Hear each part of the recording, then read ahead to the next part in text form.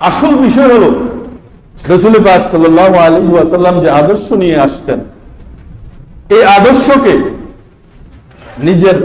অন্তরে লালন করা, নিজের ব্যক্তিগত জীবনে বাস্তবায়ন করা, নিজের পারিবারিক জীবনে বাস্তবায়ন করা, নিজের সামাজিক জীবনে বাস্তবায়ন করা, রাষ্ট্রীয় জীবনে রাসূলের সুন্নাত বাস্তবায়ন করা, নিজের কাজ কারবার, লেনদেন, শাদী বিয়া